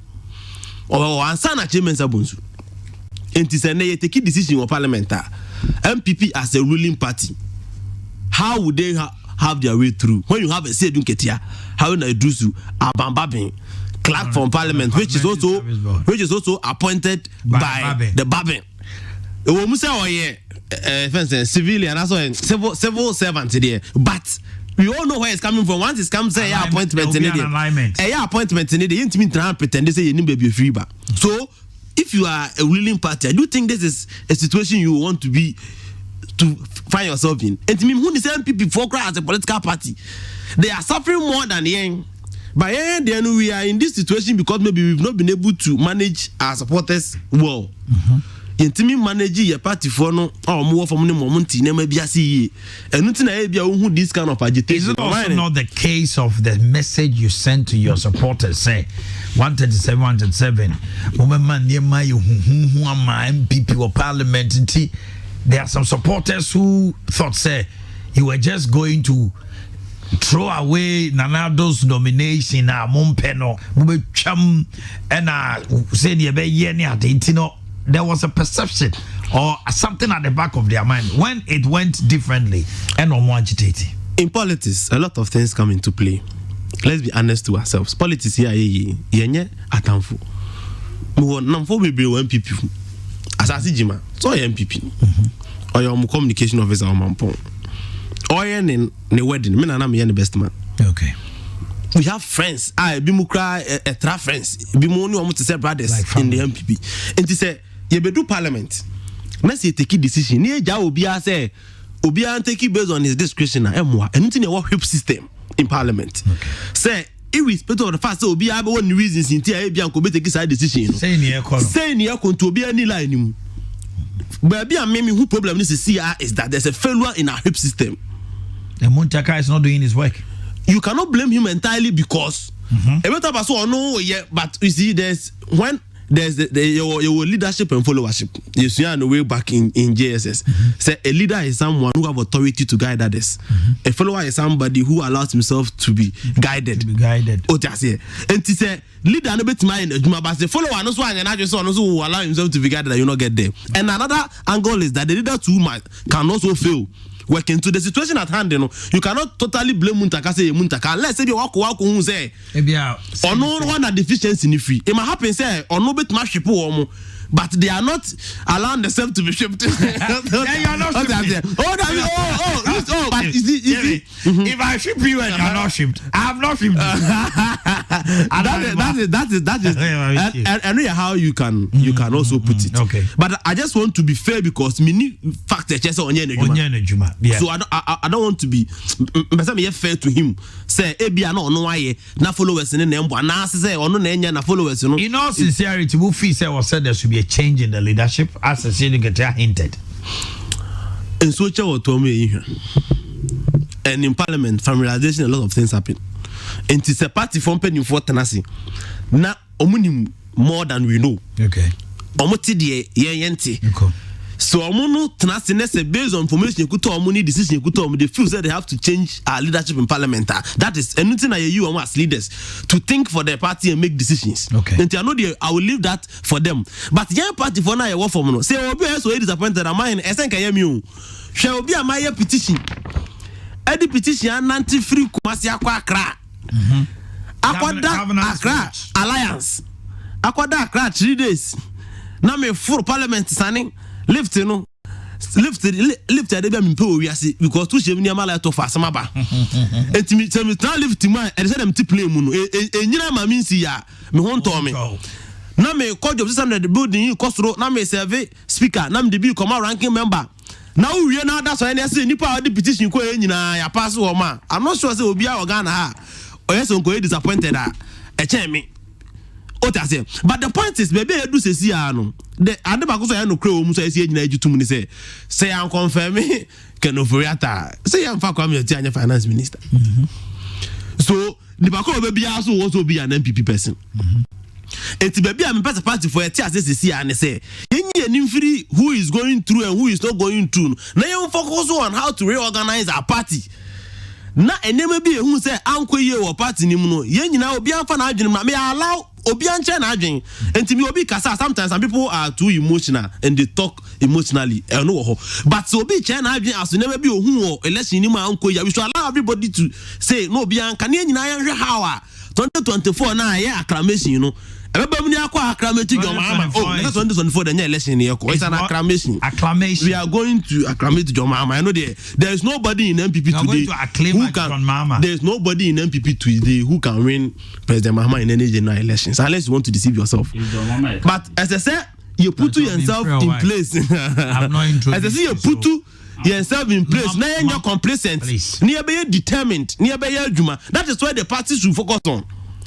Because parliament in there ampa your parliament your numbers you bet me there hodu omo ni ama adwuma na ye mra ma ye wo foma ye adwuma ne there but ade bia AC ne bia ne ye ngintum say ye course that situation ni bi mu da by your comment is already the way your mama crap period that mine say kraman kai da bi ofia say fa nyamba kire nkongura mu okay so wo fie na won kraman mienu na ba ko de kai da bi baako de nyambe kire se kai da bi no wa ye bi pen ti pass or be try your mama say or in contest ya hwe am be kina no it is allowed we are democratic mo be ba allow no ba am be kina so obi anchu obi anyi Brian en fa sam si anum and this is a democratic party okay so obi person contest President Mahama is allowed obetuma be contest back wa macro but I know there's no and ko try be the sika ne na busuafo di ya e ke fa better but obi so be contest ya we are open enough and onim let's be honest to ourselves contest na President Mahama nyan throughout to 2020 let's e party no papa e bia o man puli in terms of vote man performing my President Mahama 95% but that contest nearby for the first time President Mahama tore all the 275 constituencies Otachi base but he met the party people one-on-one. Okay. So in 2016 story I'm telling you because I felt the impact. Oba ya Ashanti region ya nam ya constituency bia na party for ni sia ni oboja no mu tie papa na no masama the impact was so great and I was talking myself enti na candidate my way na ya in 2016 na ya try olusu election because that action alone President Mahama told 275 it was energizing your base. Yes, Emma, it was able to revitalize our base. Emma, Manfo will say no, we have to move. And no, sir, a jana or a son were forming, and I won't in 2020 elections. And this will be contested. John Mahama, I have nothing against it. Okay, I believe that we can capitalize on it. Something better out of it, said the SCA. But your party for the year coming on down. The hierarchy of the national executives. Every more fee say. Almost diverted attention on Haruna Idrisu and his team in parliament rather than almost failures in the election coming to explain issues to the grassroots and rank and file. Mamo Martin Yamasi than I say ya from Sona Haruna Idrisu Monanye. That's almost diverted attention. But I want to understand your question. They went for the elections. There is a parliament led by Haruna Idrisu and his team. But I say election wars ne emu ya ne ade wo mu nyina no ase omo de no she Haruna Idrisu enya se as obi na de she The discussion now have is not about how we lost the election. Later. I'm sure they will form a committee to go around and the committee and others. Okay. But the discussion we're having is now Parliament. Upon Lusu election, we were able to make significant impact in Parliament, which party people I want from to say believe we should take advantage of that and build the party on. Okay. So if party for one form is not seeing that, they have every right to complain. What do they want to see? What they want to see is to say a mature petition. Every petition I call as how I come say. Actually, reasons in tia. Yes, say Subambi or done the deal. Then you see a confirming the biom. Near Kotwa no when 138, when 139, no 165 and I don't know. Michelle and my mama told him so. Christo Asenia, Asena Metna, Nani Mojano, me top of him, sir, because me way how? And it's a party because Nera Hoa. Brian, this is but we need to talk to them and let them understand. Say no matter the situation being, let us move away from your focus to say power in 2024. That is the ultimate. Ya election, Brian. You consider more than 2 weeks. Baby, I call and baby renew near than Navrongo City Anji. Busa no offense out, Yaji, Boko Center. Baby, I call Nam Yokoya, you mean impact Bamiaji, Bamia Mitiazino, MPs whom grow me. 2015 talency by elections BT Baba you could do 2 weeks talency and a junior namu ya campaign minister say BT Baba who you cry over whom say me you call a pulling agent do sit in Dongo primary na me a pulling agent all the way from Ashanti region call a pulling agent to a talency and it's a juma no abuama obi akotena parliament you expect that person in parliament will serve your interests but do you think na me track move from Asante to Navrongo na mkonya accident who ya saka mabusa fa ahra Enti adikurante ni mi vision eni mi emunti am di free head drive 10 hours Scotland have run go 2 weeks akwaya adwuma the neighboring constituencies are nya positive results no you expect that those people will work in line with your beliefs. Thank you Mamenko Abukari Razak Abubakari Maminchi anope omana yema obibio ohwe na otie bia achen yewra communication so yema na achen me hu say plotting a coup against the leadership of NDC or Parliament. Yeah. A plotting of a coup against the leadership. One. Sasa we say in start here. Started 2017. So okay the famous alleged bribe. Mama Yarga. And no Ayarga a black person a witness. A witness, Okujo too, yeah. And none of them were able to defend or claim. They couldn't prove it. It was the same two people, Haruna and Muntaka. So somebody is plotting coup against the two people, person in question. And yes, we are appointment committee member appointed by your party, not the Speaker of Parliament. So there's leadership. And to say, resign now from the appointment committee now. Who do you give your write your letter to? It's a speaker, not the head. The speaker did not appoint you. Also informal leadership. The leadership of the parliament. But one yes I know there, pass it through to the speaker. Or person say they are very weak. So you're plotting coup against them, the two personality involved. Because they are gaining grounds within the party. And instead of Brian Cannes saying now NDC nobody should challenge Mahama. Well, I've not said that. Or say everybody you are allowed, but why Macranke? He's telling us because he said Mahama is a candidate. Meanwhile he's not. So ubia organic grounds but who say ubetimi dachibi ubetimi disagree with Mahama no there are some better so. And I be able to pitch scenario. Say they be a party for no who say no, you are not working for the interest of the party. Oh, okay. Have there for once Adwin Ekwanya leadership in the so we need the Speaker of Parliament anymore. They are not honest. And this leadership, they are not honest. Adwin Ekwanya faso because unfairness. 138, 138, and 137, 137. And it was clear. The former MP was telling everybody that he's going to do business with the MPP side. And I sir. And this for no matter who a coin your friend say Abamba be first win your friend is saying. It was a hard work of the leadership. Muntaka and then Haruna.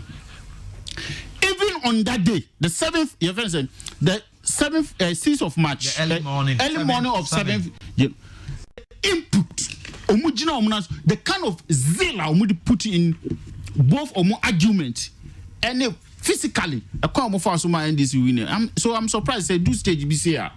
Not end this runs and found Omuntimin General.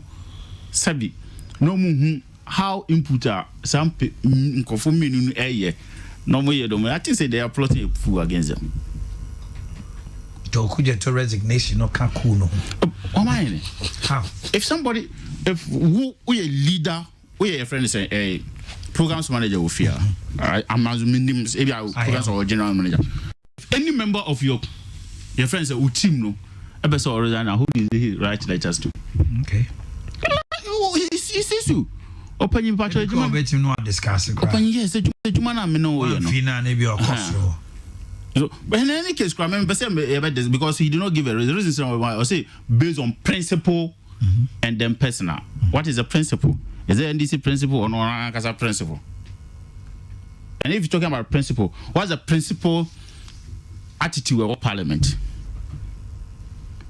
He can't say you're passing how I come to money one. Nipa send the two, and yet Nipa mensa and the two Obama how I come to money nya sa vote no hunya about 22 or so. Almost 20 something.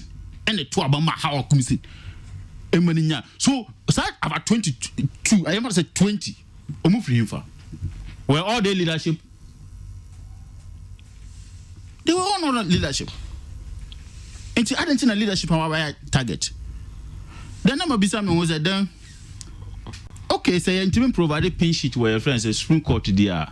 We should create a scenario say the Bible say leadership in parliament are not doing their work well. But I mean what the leadership for the party is so affiliate party no woefully. After December 7 election, I'm catch a gun and you now say we win election. And I yes sir. On several platforms, we are in the comfortable lead, we are winning. If you do stage should be almost some of the court. Your court will provide evidence, not a single pen sheet. So say because will be a failure of NDC and the leadership of NDC, not the parliamentary friends leadership. The chairman, the general secretary, and whoever associated with the executive for the NDC, I'm not failure NDC. And it's NDC even if fail in their leadership, even in parliament, the leadership of the party. First of all, so distraction.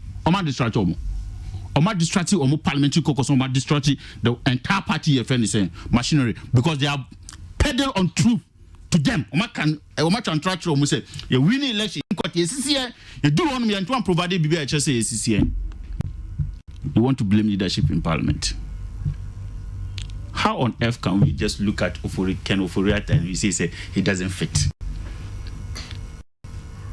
Why let me provide it otherwise? A trust Ken did not fit to be the finance minister, somebody who works for free. And also will be able to put it contrary. Say Ken, he's not working for free. How can you do that? Oh, the moment I wear parliamentarian, you become a Ghanaian asset. A lot of the things you go above partisan interest.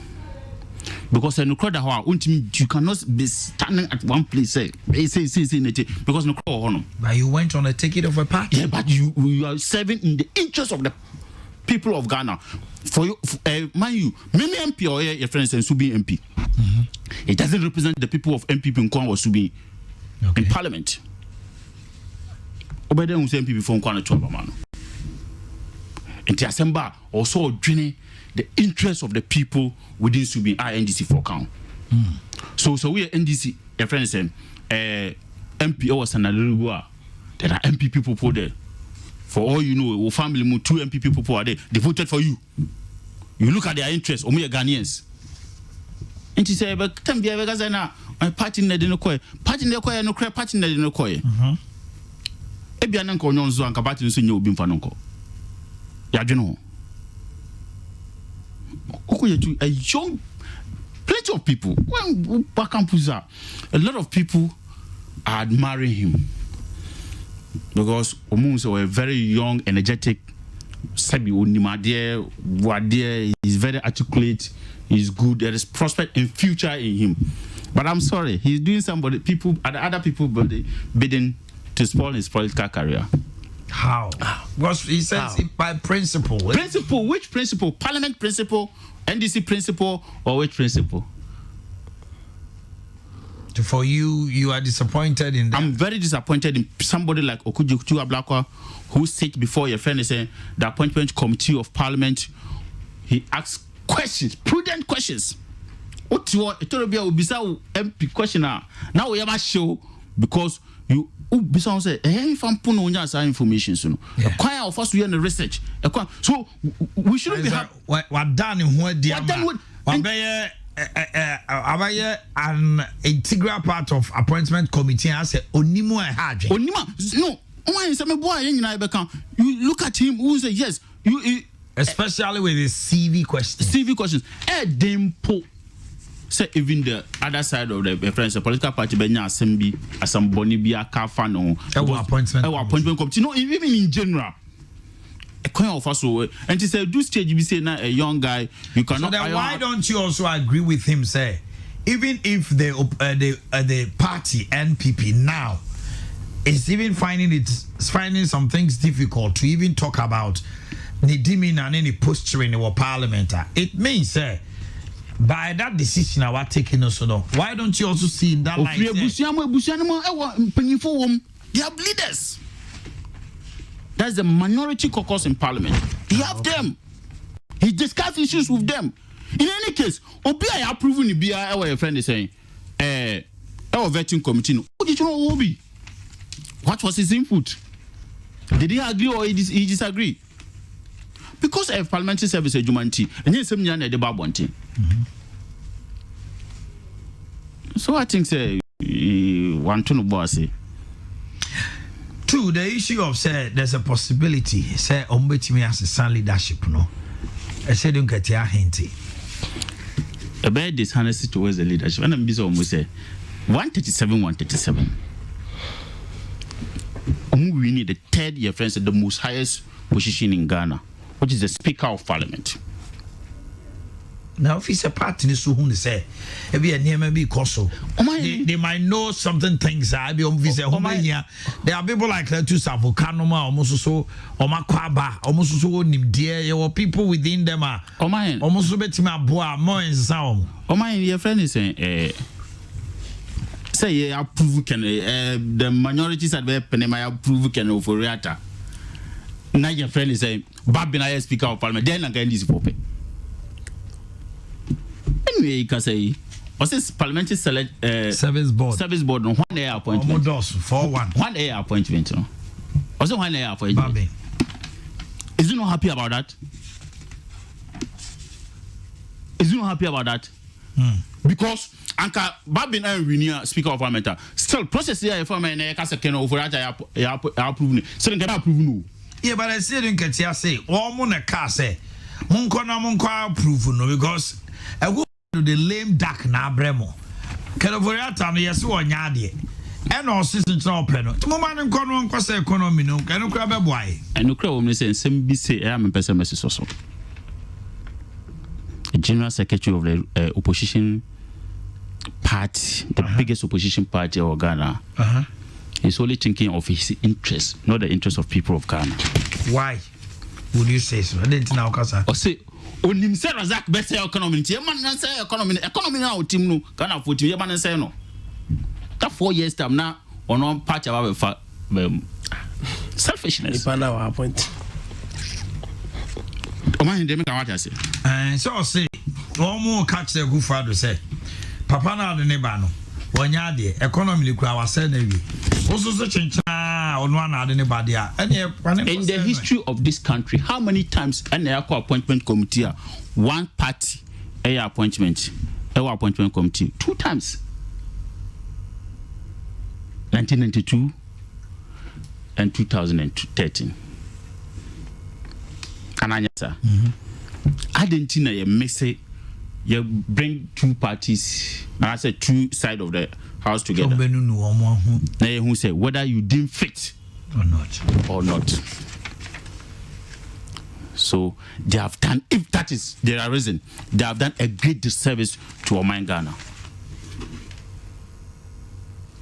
Because, first of all, our appointment committee on Ukraine, Nipa 4 or 5, they disapprove of my friends or nomination, and yes, sir.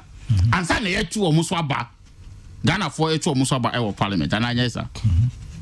So if you can disapprove how I comes in, how comes to one year bonnie. Madam, for your minute or two, one claim is how body now undesirable. That is his conviction.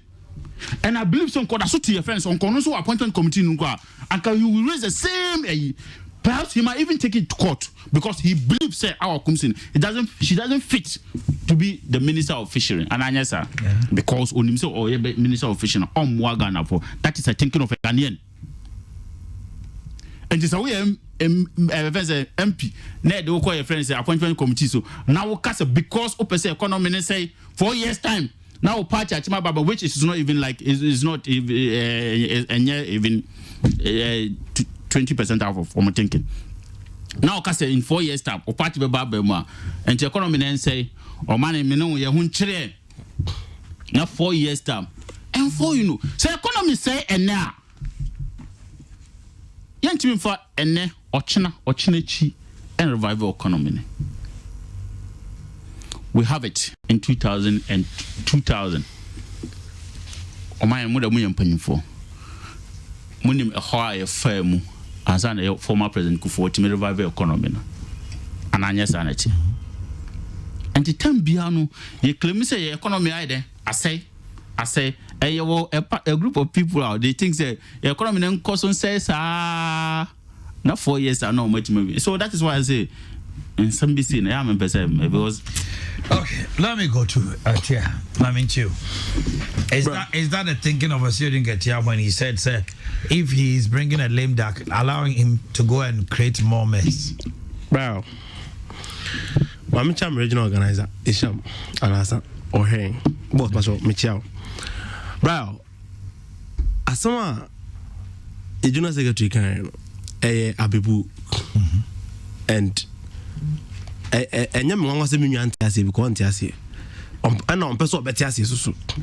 let's be honest to ourselves.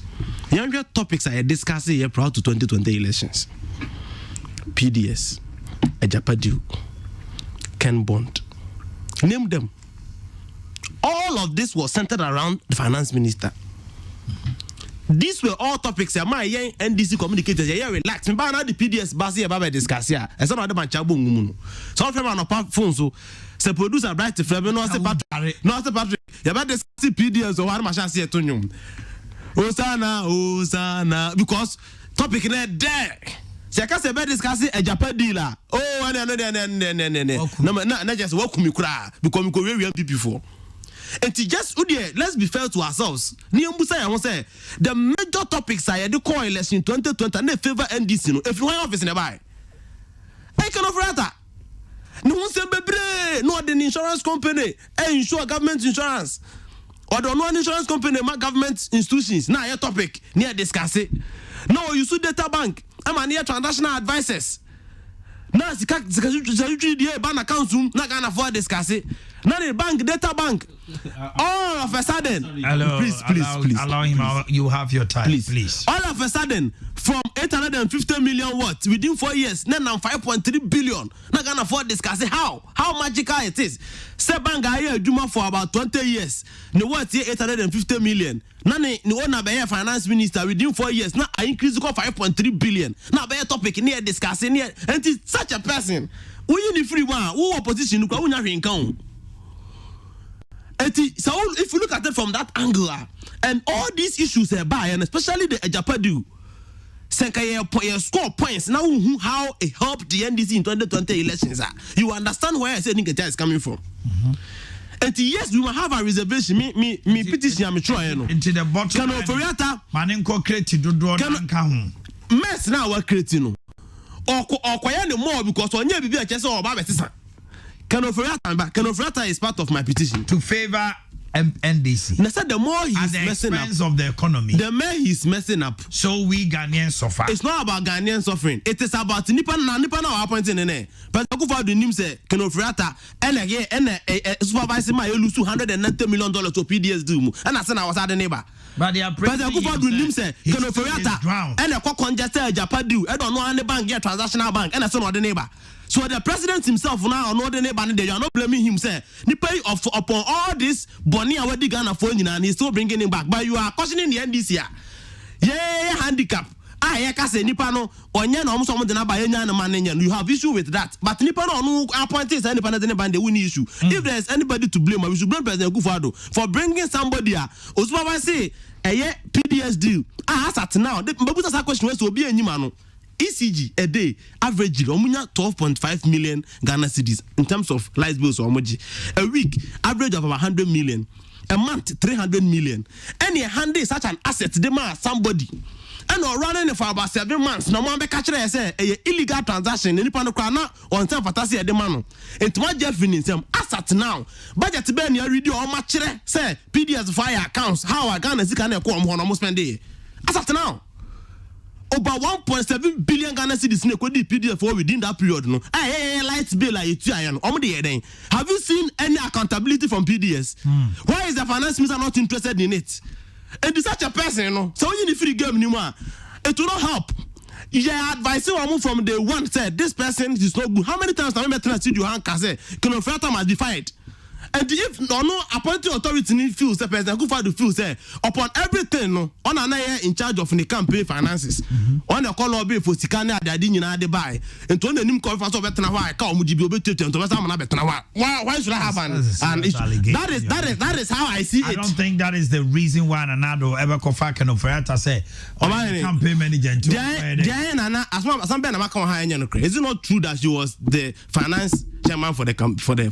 So it's also not. Is it not true that? I agree with is it not true that? The audio account want to say Uncle Fakwaya be fast or eti omoka. Is it not true that all election oboka? No, but is it not true that all election oboka? That is it true? Is it not true that they want to pay their debts? Why do you want to argue me, Brian? I'm not arguing you, but you are saying it with an emphatic. That is my conviction. Okay, to me, that is my conviction. To me, because now you are coming. That is my conviction because to me, first of all, Onu Ankasa was the chairman for President Akufo-Addo financial committee, Tamano OPEC president, and Oba why the finance minister. Obiatu ntimi kan chese okọ election omoka entu na okọ chinchin okọ lobby iska de buy enti ed what trust can kwa fa so abetu anu tua. That is how I see it. That is how I see his appointment. So atua kanawia enko ina firo enti that is how I see it. Anya sa there's no reason as a President Akufo-Addo maintain that is your conviction about I said to me. But maybe the president of the president doesn't see him like that. He see him as a magician with a magic wand. As of 2019 until COVID, the outlook for Ghana's economy was so good. And I will challenge anybody. You see, you don't speak because you are speaking. You speak with figures and facts. That is. What are you basing on to say before COVID, na Ghana economy best and it was I'm saying better. The outlook. Asking how into you, what were the figures? Fitch, Bloomberg rated as even B+. Now how many times? As at that time, import cover, say. As at that time, GDP. Inflation. But these are the facts. The color, hold on. Before the president mama. Before the president mama ever been to 2016 election. You're rating the third best president in the world in Africa. Hello, not third. I'm talking about personality. You asked me about facts and figures. Okay, me too. I am giving bring your facts and figures. Me too, Brian. Me too. Hello, I'll come to you. Me too, Brian. You talking about facts. And I'm about facts. I talked about interest rates. I talked about inflation, GDP. I talked about Fitch and other things and on their ratings. And on the Niama, Yedijina so de Casa. Because to me, Nina, Hong Kase, Ghana ye, and then a chess Ghana ye. Ghana, and then a chess. And those facts were the things I am going to say. This, the outlook was good. Were you considering the rate we were borrowing? The rate we're adding on to our debt stock. Never. Okay,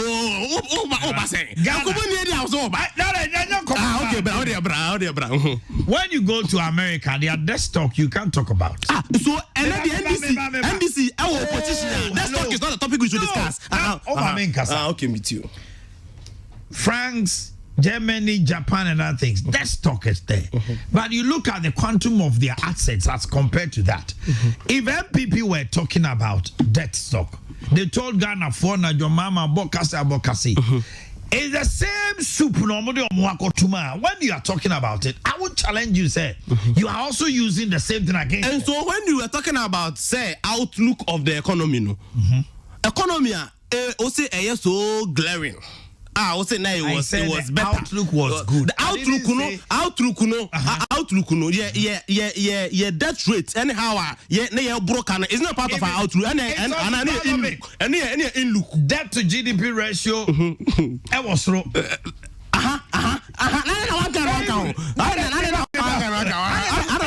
all part of it.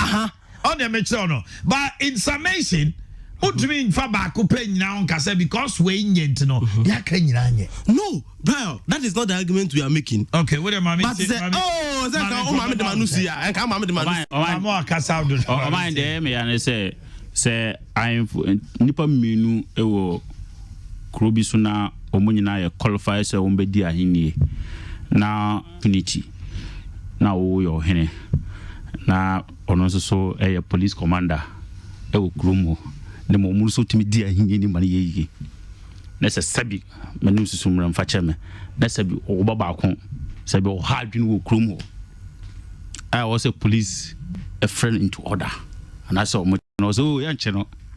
You better chrono now, bonu Krumono, or more chrono on say or mine, name can papa, name to papa, there's some baby idea. And you've been NDC for catcher. To their explanation. Ken Oforata Sebi Onyeni Papa. He doesn't fit to be a finance minister. But Enam say yen NDC for. Yen ye pese yen kwa ye chimbeji o manusumani ye 2024 so which is not even possible. Yemma Ken Oforata and say Ghana economy.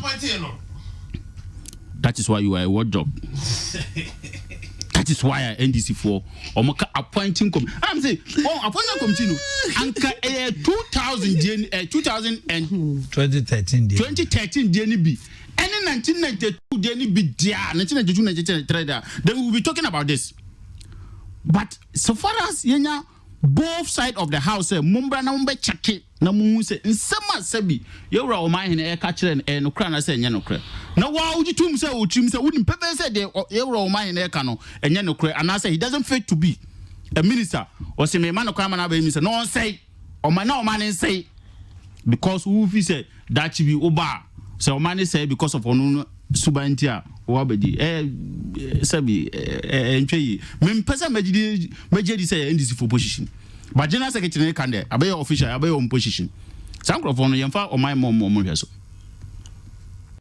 because sabi almost so bone so pe analogy na o mo de my no almost so bone so na de no almost tu mu fo muntie the woman provided otherwise woman provided evidence. Oman provided evidence to say some more can Ayakasa because say no cry you proceed to the court. But Brojajan went to charge and later the court has rated him. It means no there's no ebinyo obe panacho cry oh my me say ebinyo akwai here say they cannot provide it. Sadden so say mine. And to Tambia Oboko where the Obokoso now pacho. Tambia Obokoso now pacho. Say be ne penya was say. Any DNA buo de man. Na ya de ya twan tro no so na akopacho na ya twan tro so na akopacho. Me side position e ha me pa say omayim say NDC for beka say yenim say Ken onye yenim say how Kumsin onye yenim say sebi ye akojo opon kroma ye obi a oya trofo twantro on kan okre but ye beko parliament no makoja no ma fence o ma approve nomination into musuba no mo sesa sa suban say dey say nya ya yen say ye ba ye ne betima ye ni no mo sesa sa suban no because e bomai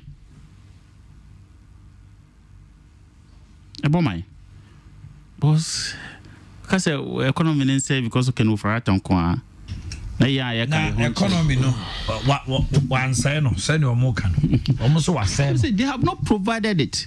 Provided what? Evidence say was say economy no. Now because Ghana for na timu so who say sentina Ghana for na omutimi enti na omuma Akufo-Addo another your friends opportunity say on for rule of man because omugidi say no ma be Akufo-Addo here say economy say health sector say education no omo Ghana for na so money. Okay. So me bon so because evidence. So for you he has passed the integrity test. That is why Ghanaians renewed. But probably maybe Akufo-Addo passed it, but ne appointees be a moi. So our point is moi. They will kick the government out because our point is no more. Okay. President Onya is Sports Minister. President Onya was an Housing Minister. He delegates people to work on his behalf. And by the virtue of a Jumana Ombeyeno, and Nabamaya who's a president is Sabi, Oyi ni papa. And I said, well, you papa. And so in Ghana for say yen to abamana. We are going to judge him by a Juma or a Jumana or any Nkrofo or you or Mumusina names or Munya Jumamano. That is the basis of the entire to Obama President Akufo-Addo. That is what 2016 Ghana for rejected your friend say Mama. That is why 2020 Mama Baba contested Akufo-Addo no. Omode 20 in the previous record and compare Akufo-Addo 4 years say no, we will still reject you. And when you even come tomorrow, the Ghanaians will still reject him. And he, Akufo-Addo appointees in your Juma. Mobo Humodi, into the Ghana for as a man, a friend say, renew mandate. And it has to be now more say, young man and no. Unfortunately, about Bessa Yen, must have renewed Ghana for mandate. Ghana for Bessa renew MPP mandate. 2024. You must have renewed MPP for mandate. I see a Baba claim. Because Nkofon, I never say, Mama, you can do your candidate.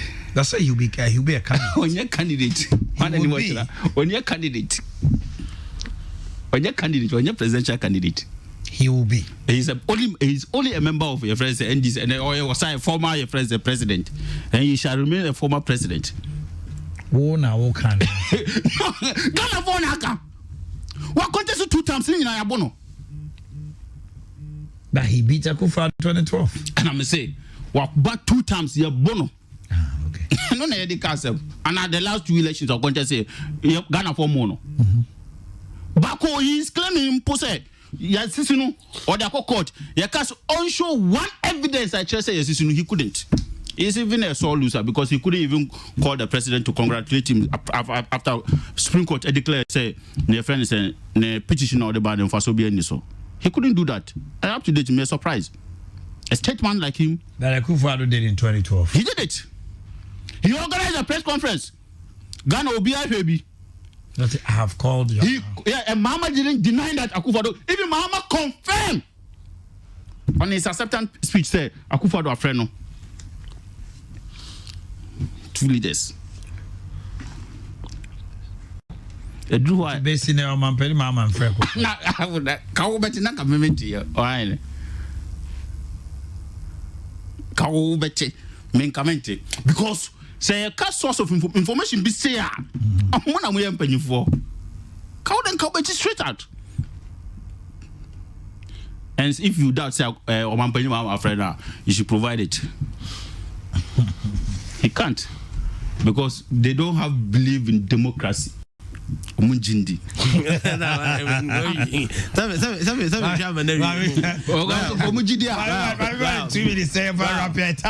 Obi say video version of Kawasem no. on WhatsApp. No, people are saying about 4 people now send them messages here. I said I should ask you.